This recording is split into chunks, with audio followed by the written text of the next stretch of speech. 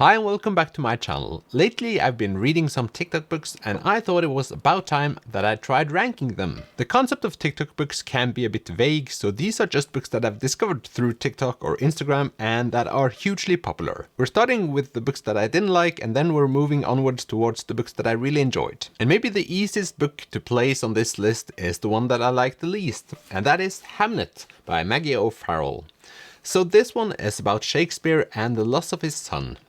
And firstly, I found the language to be way too difficult than it needed to be. There's so much description, so at least half of this book felt like it was just describing apples. At times I felt like it was a bit overplayed to fit into the whole Shakespeare universe, sort of trying to emulate the vibe you might get from reading one of his plays. I didn't think it succeeded. Also, there was some magical realism in this one that I usually don't like at all, and there were a lot of loose threads. Since Shakespeare loses his son, I thought this would wreck me. That's usually something that really works, but the language just put a stop to it. I ended up giving this 2 out of 5 stars, but that's only because of the cover, which I really love, and I do regret that decision today, but you live and you learn. Then to a book that I recently read, and that is We Were Liars by E. Lockhart. So these 4 friends go to this private island each summer. One summer something really big happens and this one girl can't remember anything from it, and now she's wondering what went down. And the rest of the story is her trying to figure it out. And it's just immensely boring. So you wouldn't think from the page count, but this is way too long. She's asking questions, people are answering, but they're not answering with anything specific, and so she's just asking the same questions over and over again. The story is boring, the dialogue is suffocating, and none of them have a real personality. The next one is a bit different. It's The Idiot by Elif Batuman. It's the 90s and we meet a woman called Celine. She goes to Harvard and she's Turkish American. She starts emailing this guy called Ivan and they form a sort of a absurd relationship over the internet. This book is highly chaotic and I felt it was without direction. It had a lot of Russian references and I think this might be one of those books that just didn't hit me intellectually. It had a lot of intellectual puns, which I'm uncertain if I understood the full extent of, so that's maybe one of the reasons why I didn't enjoy it. Or they were just stupid, I can't make up my mind. I went into this thinking it would be a bit funny, but it was more confusing. And sometimes I laughed, but there is a lot of pages here, so that laugh doesn't account for anything. This being said, I do feel like this might be the holy grail book for some linguistic nerds out there. That's one of the central themes. It just feels like a book for people with special interests.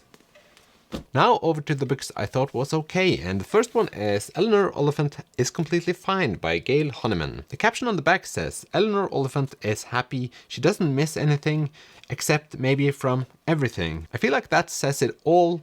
She has become emotionally unavailable because of her mother without herself realizing it. And now we get to see her progress. My main issue with this one is that I felt like I could predict the whole novel from reading the first 10 pages, and that seemed to be accurate. It's obvious from the start that she's the kind of person that will annoy you as a reader, but then you're supposed to love her in the end. The only problem is that the language isn't good enough, the story isn't good enough for that to happen, but there's still a lot of feel-good elements to it, so that I could enjoy it somewhat. Talking about it now, I might have placed this one in the wrong category. The characters were annoying and exaggerated, and the story was way too predictable. And talking about predictable, we have these, Heartstopper by Alice Osman. So I've only read the first 2 of these, and it's about 2 boys trying to figure each other out and themselves. I just felt like I'd seen all this before, just not with boy boy, but boy girl. That didn't help me when reading them. They're sugar sweet, and of course these are very useful. I'm glad they exist. Some people might get saved from having literature like this to read when they grow up, but as a read I found them borderline boring. And at some point it felt more like a thing your school might give you as an educational piece. And for that purpose it would be very useful. I feel like Heartstopper is the one where people disagree with me most, at least the videos where I talk about Heartstopper are the ones with most traction. If some of you have read these ones, and if you like, please rank them in the comments so I can see what you think about the different novels. Then over to one that I read last month, and that's Little Fires Everywhere by Celeste Ench. And this is about a sort of semi-posh neighborhood where everything goes as planned, and then this family moves in and disrupts. At times it feels like a slow burn mystery novel, but sometimes it also felt like just a regular drama. The characters didn't hook me, but the storyline sometimes did, and I was sort of on and off from chapter to chapter. This is something that really doesn't happen that often, so I felt it was a bit uneven, so that ruins it a bit. One positive for me is that it's set in the 90s, and I grew up in the 90s, so a lot of cool references. But that's about it. So, your ordinary okay novel. And now for the guest list by Lucy Foley. So a wedding takes place outside of Ireland. The bride and groom are both sort of semi-famous, and the bride is told by one person that she shouldn't marry her groom. One weird thing about this one is how they present themselves. So it's very obvious that they're supposed to have a motive for killing someone, and they just say things like, "I like stabbing things." And well, it's not the most imaginative book, and it is a bit slow, but I did enjoy the mystery in itself, and that's why it's in the middle of this list. Then over to maybe the most hyped TikTok author, and that is Colleen Hoover, and in this case it ends with us. About a woman with a troubled past meeting the perfect guy, or maybe not. I thought this would be your regular romance novel, but I was wrong.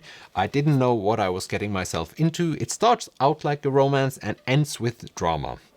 Way more drama than romance. I think when this was a romance, it was a lot of romance and too much for me. A lot of sex, a lot of drooling, and a lot of talking about bodies, and I just find that boring. With this novel, Colleen Hoover has a message that she wants to get across, and when this novel becomes darker, I found that to be more interesting, and there are some nuances to it that I enjoyed reading about, even though they're terrible. And maybe the most beautiful thing about this book is how far it has reached and how many young people have read it, because the serious topics are important for people to read about. Whereas Colleen Hoover had a believable story, I don't think Deli Owens can say the same. This is Where the Crawdads Sing. It's set in the 60s. We meet a young girl called Kaya. She lives in the marshlands, and she has an abusive father, and her family basically leaves her. A murder happens in the area, and the book jumps from past to present. In many ways this felt like historical fiction. The places and the times are described in such a great detail and with a language I enjoyed, but sometimes it explains too much. Her father was abusive, and then it sort of says her father was in the army and he did things that will scar him for life, and basically that's why he is the way he is. I have some imagination, my brain can do stuff. And the whole reason why I didn't enjoy this more is basically all about how unrealistic it is at times. So she's abandoned, and some try to get her out of it, but not enough. The society would have done more. So I do think that if I'd read that book at a different time or with a different mood, I would have liked it better. I do not think it would have gone the other way around. When I finish reading novels, I know exactly what I thought of it usually, and over time that might change, but I always remember what I initially thought of it. But the next one seems to be an exception, and that is The Seven Husbands of Evelyn Hugo by Taylor Jenkins Reid. Some time has passed since I read this one, and I thought this one was okay, but the former me seems to quite have enjoyed it, and this leaves me conflicted. A woman works for a small magazine, and one day Evelyn Hugo, this former huge movie star, asks this journalist to do a piece on her. To this journalist, this doesn't make sense at all. Immediately when I picked up this novel, it felt like reading a movie. I could picture all of the cuts and all of the scenes. It jumps back and forth in time, and it just felt like a movie I had seen before without the actual plot. And from my initial review, I said it was fun and inventive and nothing like I'd suspected. But sitting here now, I've read it, so I know everything about this book. That's probably what has led me to think that I thought it was kind of predictable. I'm just going to trust my former self on this one. That being said, I remember that I was highly entertained for about 60%, but then it got a bit repetitive, but I still liked it. And now for my first TikTok read, and that is The Midnight Library by Matt Hague, about Nora that wants to die, but when she tries to die, she ends up in the Midnight Library where she meets an old librarian that she knows from before, and she gets to choose which life she wants to try out to see if that makes her happier. And with this one, I'm certain that I remember this as better than it actually was, because this was my first read of the TikTok books. It was a very fast-paced read. It has this fairy tale vibe to it, and for children like me, that's a great thing. Looking back at it, the language felt kind of cheap, but now I'm just filled with nostalgia. So basically that's why it's ranked the way it is.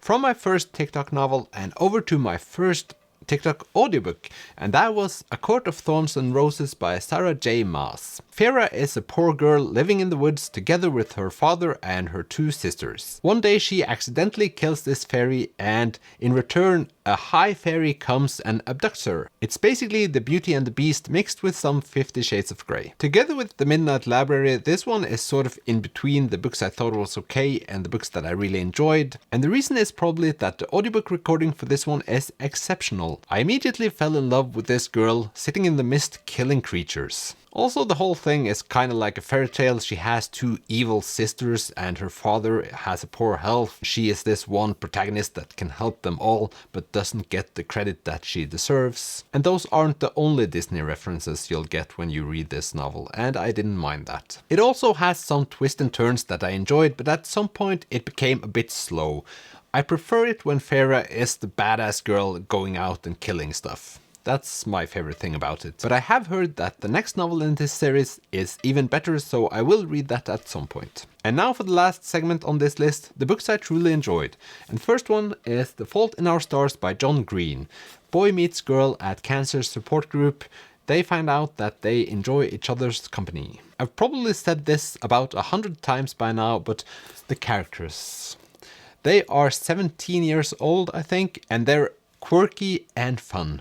And they sort of truly belong together even though they aren't that similar. They're more lovable and sarcastic and smart for their age, and I just enjoy it. This is also sugary sweet. Several times I rolled my eyes, but then I remembered that I didn't have to roll my eyes if I actually enjoyed reading about it, but it's sort of still too much, but in a good way. It plays with all the cliches in the world, and you get out of it exactly what you think you'll get out of it, and probably that's why I loved it. It was never boring, even though I could predict most of the novel, and that's impressive. Then we have this one, The House in the Cerulean Sea by T.J. Klune. This is about Linus. He works in the Department of Magical Youth, and he goes to these orphanages to do checkups on them. And one day he gets this special assignment to go and visit this orphanage with the Antichrist and other creatures. Obviously this is a fantasy novel, and I almost quit reading it after 20 pages due to the fact that it reminded me more about Aldous Huxley's Brave New World than something fun and lovable.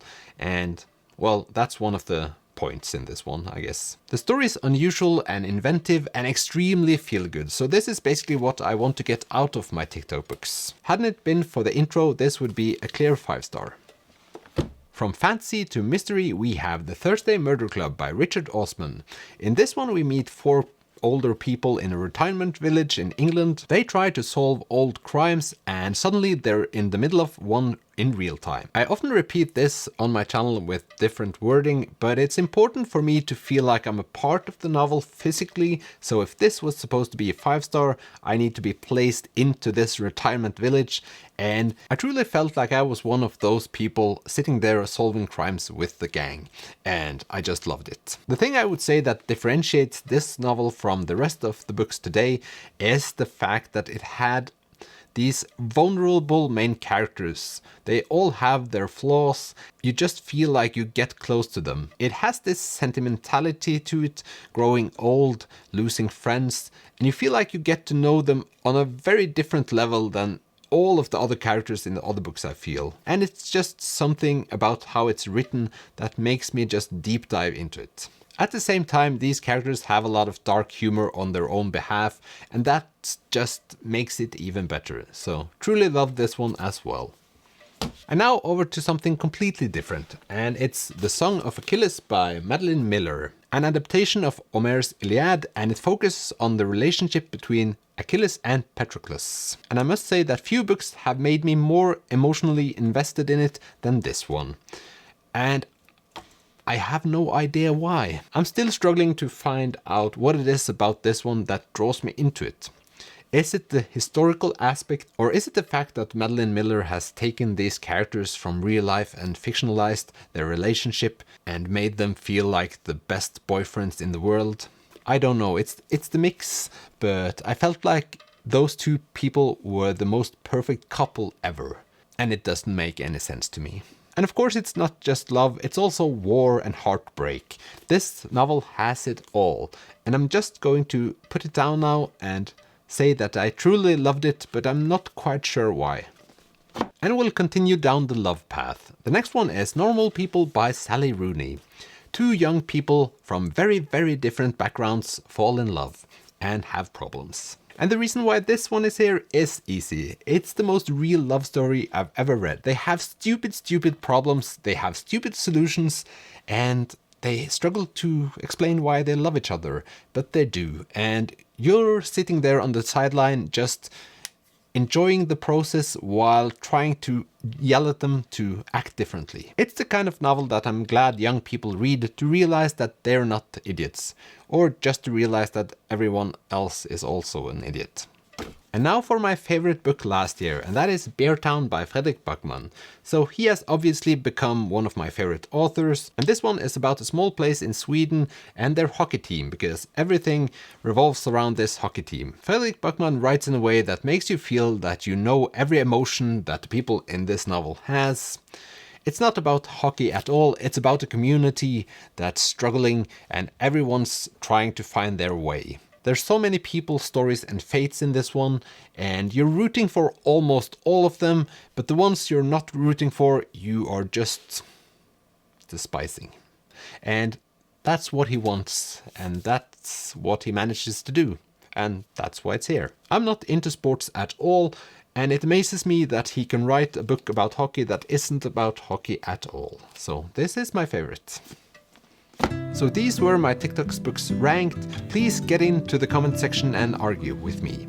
I hope you have a fantastic day, and I'll see you in the next one. Bye!